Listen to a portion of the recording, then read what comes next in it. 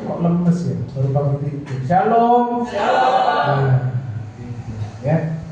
Baik, Bapak Ibu, sebelumnya saya harus memperkenalkan diri. Nama saya Ivan Wijaya.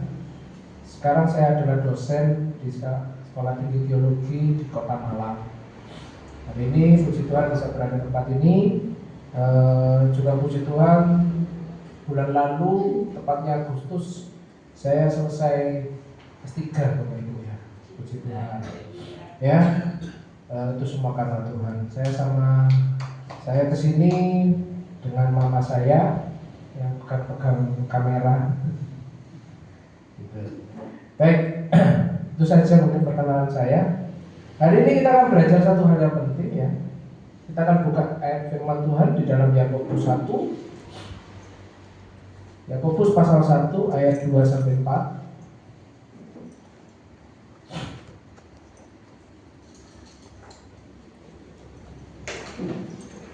Surat Yakobus pasalnya yang pertama ayat 2 sampai 4.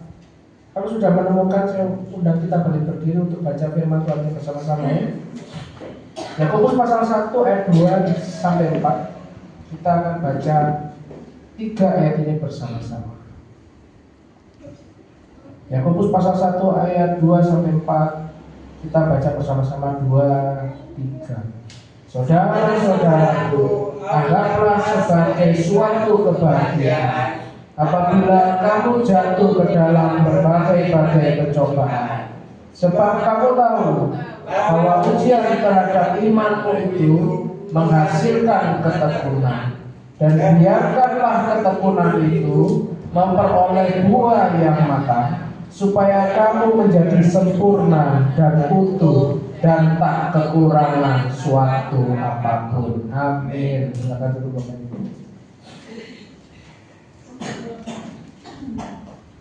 Surat Yakobus itu adalah surat yang pertama kali ditulis di dalam Perjanjian Baru. Jadi Perjanjian Baru itu bukan Matius, Bapak Ibu, yang pertama kali ditulis, tapi surat Yakobus. Nanti Matius, Markus, Lukas, bahkan Yohanes itu kira-kira 10 sampai 15 tahun kemudian baru ditulis. Nah, sehingga Yakobus ini perlu menuliskan surat pertama kepada jemaat di Asia Kecil.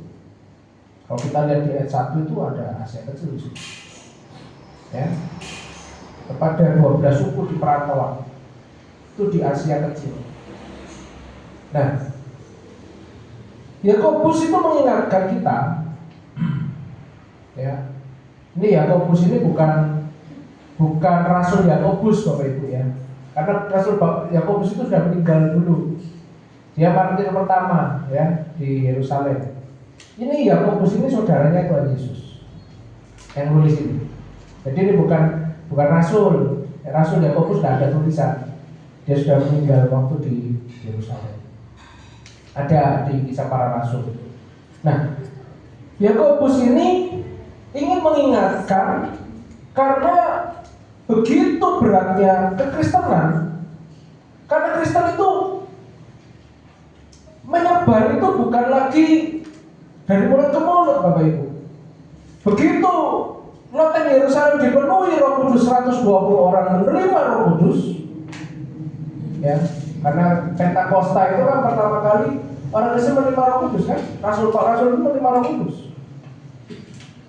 Begitu mulai start dari Yerusalem itu sudah 5.000 orang bertobat. Start awal. Nah, saking cepatnya kekristenan itu sehingga penguasa saat itu merasa takut tersaingi. Sehingga kekristenan itu selalu digencet. Ya. Bahkan sampai hari ini.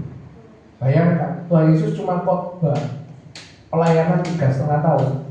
Tapi sampai hari ini dampaknya itu luar biasa.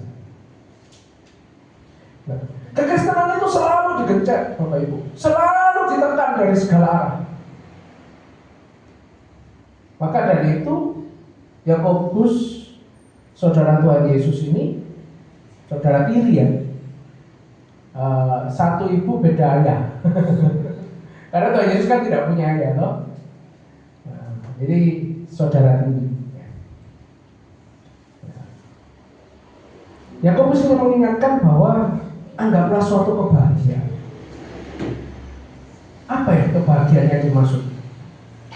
Kita merasa sebagai orang Kristen bahagia, Pak, kalau saya dapat berkat. Iya, betul, tidak salah. Karena berkat itu adalah kebahagiaan. Ya, kata yang digunakan sama untuk bahasa Ibrani. Berbahagialah kamu, artinya diberkatilah kamu sebenarnya dalam bahasa Ibrani. Nah, dikatakan anggaplah suatu kebahagiaan diberkati. Tapi berkat yang dimaksud oleh firman Tuhan itu bukan berkat yang kita pengen saja. Dalam arti kepengennya Tuhan, saya pengennya materi, bukan itu aja. Berkat itu kalau kita lihat dari kata aslinya artinya ditambahkan. Yang dulu kita tidak punya, ditambahkan. Yang dulu kita kekurangan, ditambahkan. Sehingga kita cukup. Yang dulu iman kita masih pas-pasan, ditambahkan. Sehingga iman kita lebih lagi. Yang dimaksud oleh Yakobus saat ini adalah anggaplah suatu kebahagiaan atau suatu berkat apabila kamu jatuh ke dalam berbagai-bagai pencobaan. Kok nggak nyambung ya Pak ya? Namanya berkat dan bahagia itu kan harusnya sukacita. Kita selalu berpikir begini, saya bisa bersukacita jika keadaan di sekitar saya itu mendukung saya sukacita. Tapi yang dimaksud oleh Yakobus adalah sukacita itu bukan dari luar. Amin. Percaya? Sukacita tidak pernah dipengaruhi oleh keadaan. Itulah sukacita yang dimaksud di dalam Galatia 5:22-23, yaitu buah roh. Sukacita itu muncul dari pribadi kita. Kenapa? Karena itu adalah pekerjaan Roh Kudus. Seringkali aku akan bersukacita, tapi kita menunggu keadaan. Itu bukan sukacita, Bapak Ibu. Itu kesenangan. Kita harus bisa bedakan antara sukacita dan kesenangan. Kalau keadaan di sekitar kita mempengaruhi hidup kita, saya akan bersukacita karena keadaan, berarti itu kesenangan sebenarnya. Maka dari itu Yakobus mengingatkan, anggaplah suatu kebahagiaan apabila kamu jatuh dalam berbagai-bagai pencobaan. Artinya keadaan tidak bagus, ekonomi kacau, penderitaan semakin bertambah, orang Kristen semakin dipersekusi, tapi orang Kristen tetap bersukacita. Ini produk Roh Kudus. Ini produk dari pekerjaan Roh Kudus. Bukan nunggu nanti keadaan bagus baru kita bersukacita. Tidak. Justru pada saat kita digencet, justru pada saat ekonomi seperti ini, justru pada saat dunia tidak benar, lagi berat di dalam kehidupan kita, tapi kita masih punya sukacita, itulah orang Kristen. Percaya? Tepuk dada. Saya bersukacita karena Roh Kudus. Amin. Bukan karena keadaan, Bapak Ibu. Kalau kita nunggu keadaan, tidak akan pernah kita sukacita. Betul? Bendino ono ae masalah. Betul ya? Dari pagi sampai malam sebelum tidur selalu ada masalah, betul? Tapi kalau engkau bersukacita, Itu karena produk Roh Kudus. Karena cuma orang Kristen yang bisa sukacita di tengah penderitaan. Itu cuma orang Kristen toh. Maka dari itu Yakobus mengingatkan, anggaplah suatu kebahagiaan apabila kamu jatuh ke dalam pencobaan. Ingat, Yakobus adalah surat pertama. Yakobus tidak pernah baca suratnya Rasul Paulus. Belum pernah baca suratnya Rasul Paulus. Tapi Yakobus dikasih pengertian oleh Roh Kudus bahwa kebahagiaan itu bukan karena keadaan. Kasih tahu kanan kiri, kamu bahagia bukan karena keadaan. Kasih tahu. Amin. Amin. Kenapa Rasul Yakobus kasih tahu bahwa kalau kamu jatuh ke dalam cobaan-cobaan, sebab kenapa? Ayat 3 katakan, sebab kamu tahu bahwa ujian terhadap imanmu menghasilkan ketekunan. Bapak Ibu, kita ngomong, saya punya iman kok, saya percaya Tuhan Yesus. Tapi kena ujian sedikit, kabur. Kena ujian sedikit, wis karena gereja. Kena ujian sedikit, wis gak Tuhan-Tuhanan. Tapi kita dianggap berbahagia jika ketika ujian datang, ketika pencobaan itu datang, kita tetap bertekun. Amin. Bapak Ibu di tempat ini bisa ke gereja, itu berarti engkau sudah lulus ujian. Satu ujian lulus. Amin. Satu dulu. Tidak perlu besar-besar ujian itu. Satu lulus, engkau sudah bertekun. Engkau bisa ke gereja pagi ini, engkau sedang bertekun sama Tuhan. Iya. Banyak orang Kristen yang tidak bisa ke gereja. Bahkan banyak orang Kristen yang mundur dari Tuhan karena tidak mampu. Tapi Yakobus katakan bahwa jika engkau imanmu itu, ujian terhadap imanmu itu akan menghasilkan ketekunan.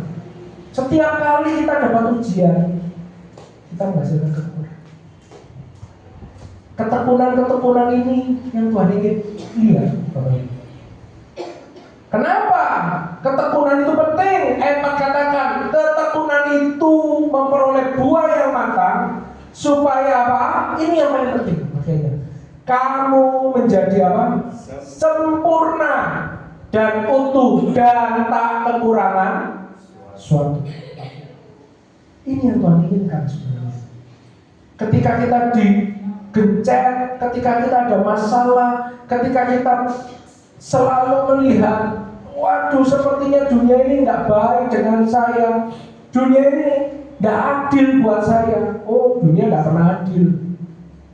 Kenapa? Peraturan itu yang buat siapa? Manusia. Betul?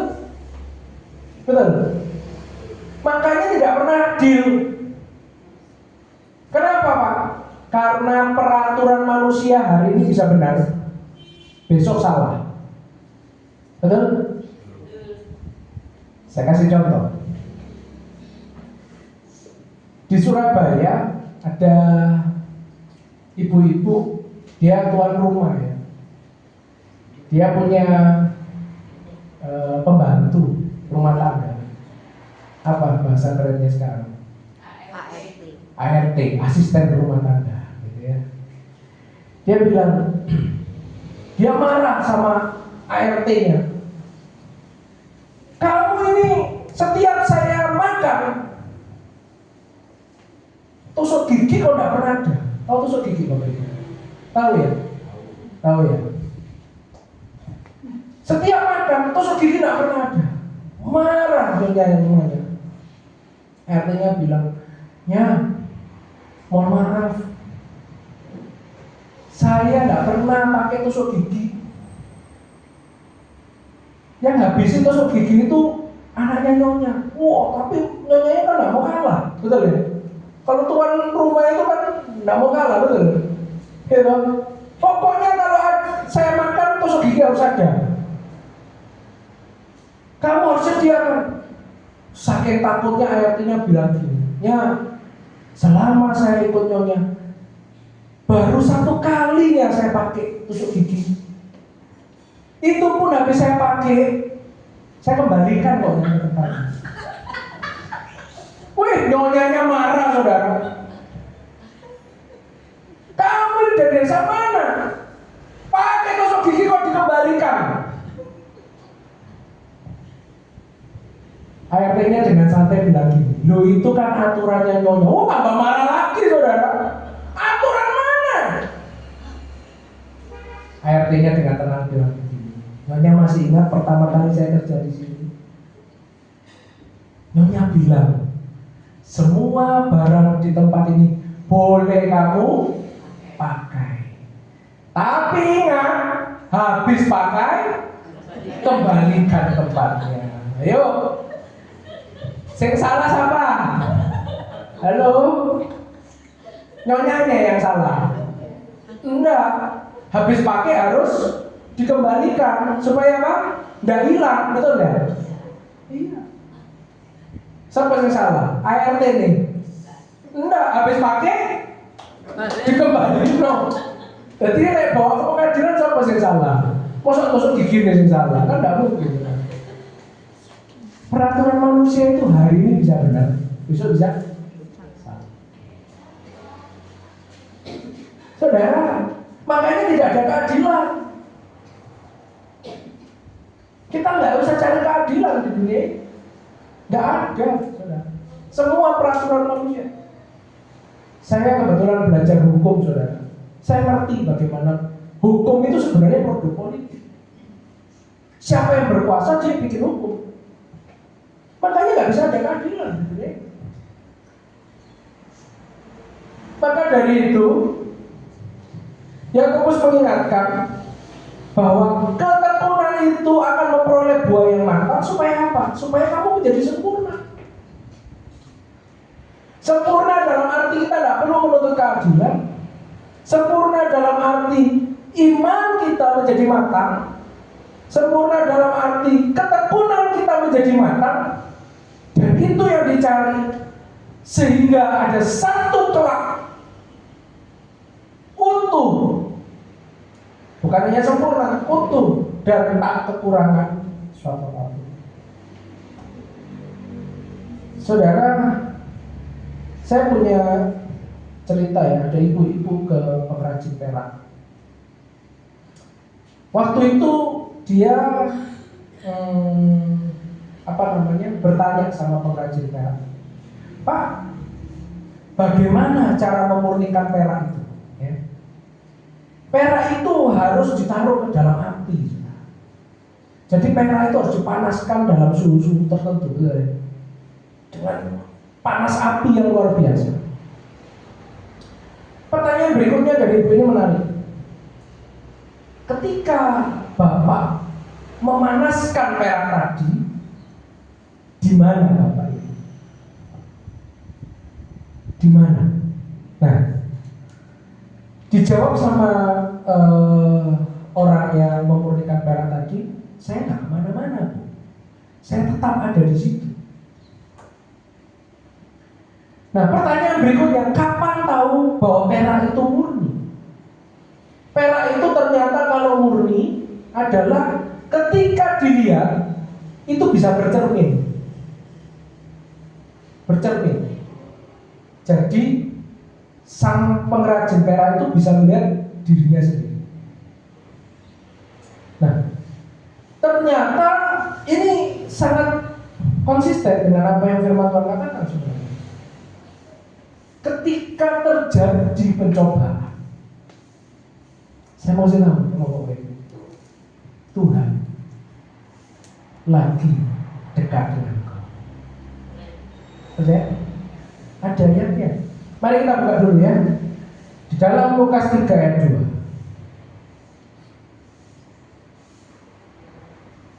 Aneh ini pencatatannya, tapi saya suka dengan ayat ini.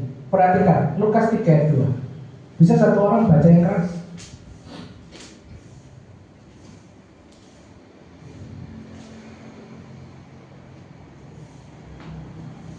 Lukas 3 ayat 2 bisa dibaca. Pada waktu Hanas dan Kayafas menjadi imam besar, datanglah firman Allah kepada Yohanes anak Zakaria di padang gurun. Padang gurun selalu seperti pencobaan, betul? Selalu digambarkan pencobaan. Firman Tuhan ngomong begini. Lukas mencatat, pada waktu Hanas dan Kayafas menjadi imam besar. Seharusnya Tuhan berfirman di mana? Di bait suci, betul? Betul? Betul? Berada di bait Allah, betul? Tapi kenapa ayat ini mencatat bahwa datanglah firman Allah kepada Yohanes di mana? Di mana? Pada gurun. Kayak Tuhan itu pengen kasih tahu. Firmanku itu loh, enggak mesti di bait Allah. Tapi saya mau kasih tahu sama Bapak Ibu. Ketika kau ada di padang gurun, kau dalam percobaan, Tuhan dekat dengan kau. Amin, saudara. Sama seperti pengrajin perak tadi. Ketika perak dipanaskan, ditanya, Bapak kemana? Tidak kemana-mana, tetap ada di sini. Oh, ini gambaran yang luar biasa. Artinya ketika kau dalam masa pencobaan, engkau dalam krisis, engkau dalam masalah, saya kasih tahu, Tuhan tidak kemana-mana, dekat dengan kau. Kasih tahu kanan kirimu, Tuhan lo dekat sama kamu saat ini. Nih, percaya? Iya. Kalau kita berada dalam masalah saat ini, saya mau kasih tahu, Tuhan tidak kemana-mana, lagi dekat dengan kau. Karena kau sudah dimurnikan sama Tuhan. Sampai kapan, Pak? Sampai Tuhan bisa bercermin. Tadi dikatakan apa? Pengrajin perak sampai dia bisa bercermin. Artinya apa?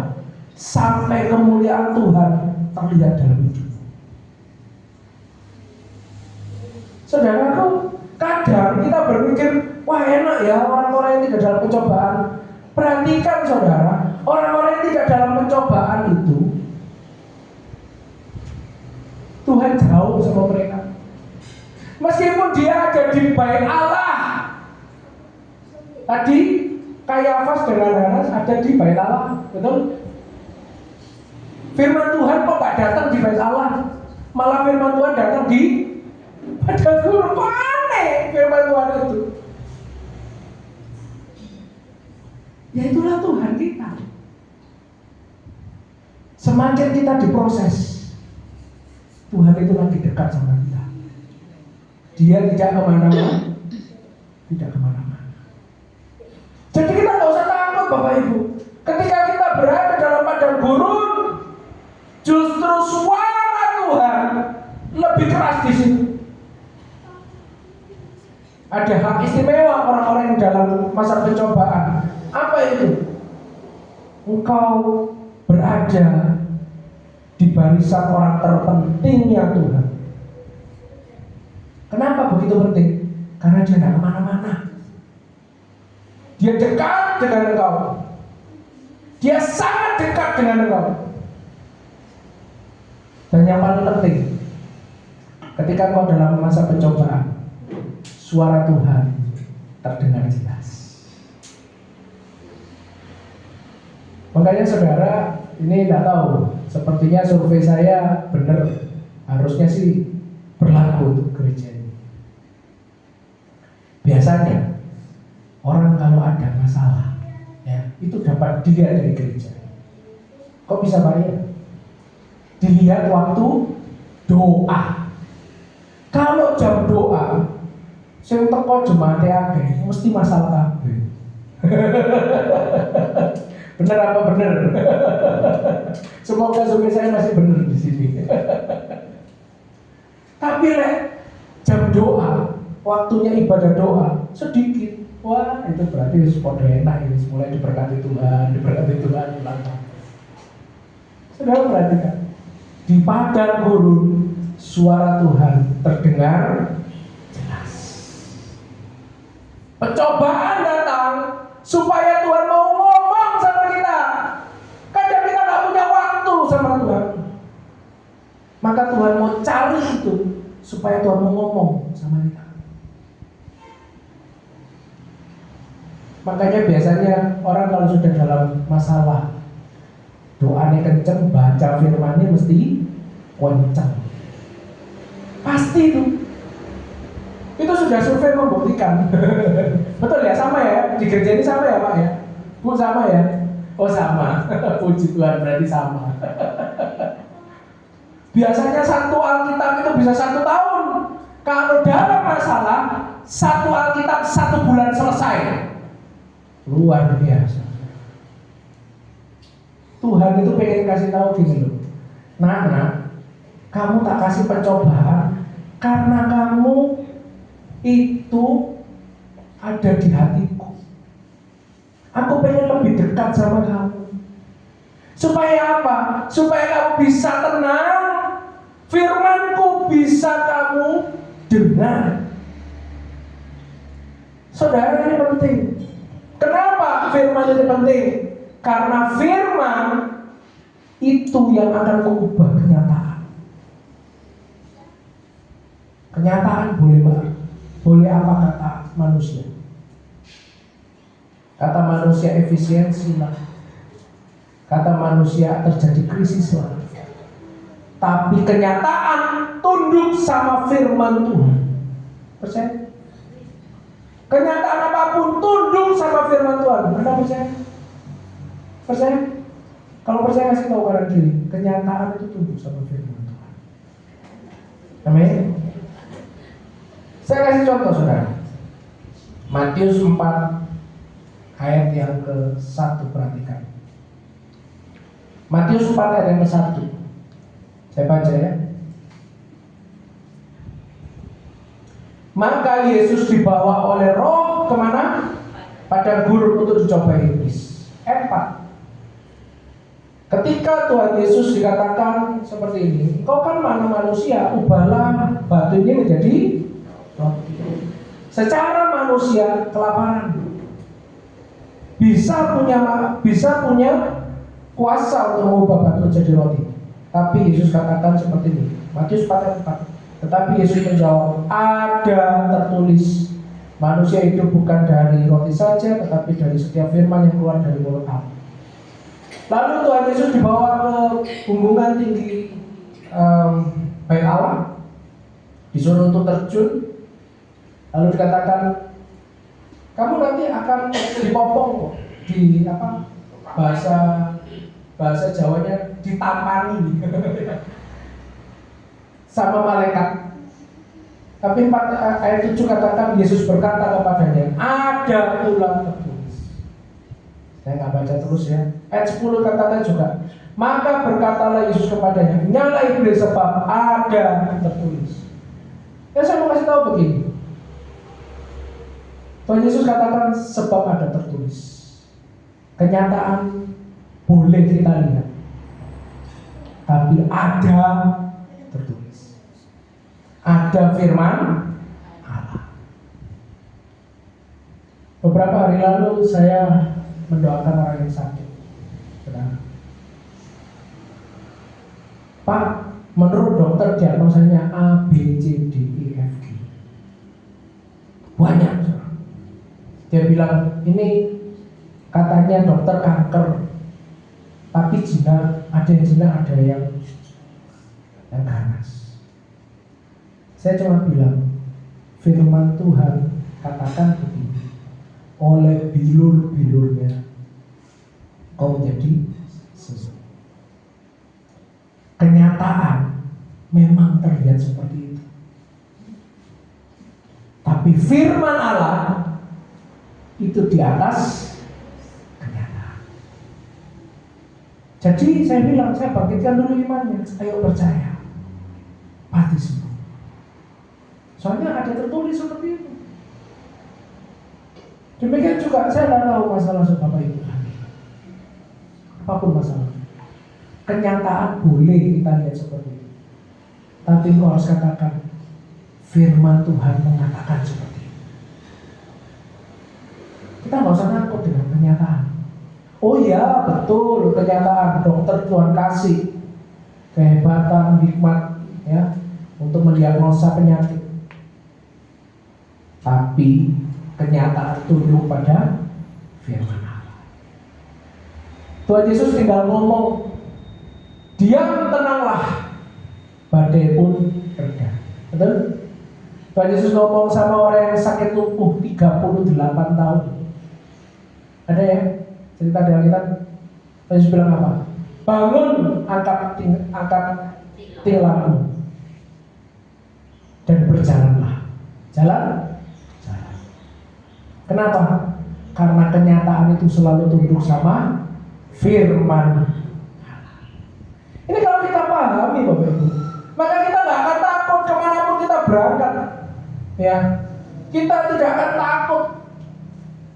Kita akan pegang bahwa kenyataan itu tunduk pada firman Tuhan. Dimanapun kita berada, kita akan memperkatakan apa? Firman. Kita bilang efisiensi anggaran, wah ekonomi nggak baik-baik saja. Kita jangan kayak orang dunia. Mereka menggaungkan kenyataan. Kita jadi orang Kristen harus menggaungkan apa? Firman Tuhan. Oh memang ekonomi nggak baik-baik saja, tapi firman Tuhan katakan Allahku ada, Tuhan adalah gembalaku, takkan kekurangan aku. Anda pegang itu firman. Jangan kayak orang dunia saudara, menggaungkan kenyataan. Oh iya itu benar, tidak ada yang salah kenyataan itu. Tapi firman Tuhan mengatakan kalau Tuhan adalah gembalaku, takkan kekurangan aku. Gitu saudara, harus pegang firman. Iya. Setiap hari kita harus menggaungkan firman. Di tengah masalah hari ini, jangan takut sama masalah. Kita katakan apa? Hei masalah, kau kecil, karena saya punya Tuhan yang lebih besar yang bisa menyelesaikan masalah. Bilang gitu saudara. Segala perkara dapat kutanggung di dalam Dia yang memberi kekuatan. Itu yang kita gaungkan terus menerus. Allahku akan mencukupi segala keperluanmu menurut apa? Kekayaan Tuhan. Jadi kita nggak pernah takut ketika kita mau berusaha. Wah zaman ini lebih susah, nanti ke depan semakin susah. Kalau itu terus yang kita gaungkan, kenyataan iya.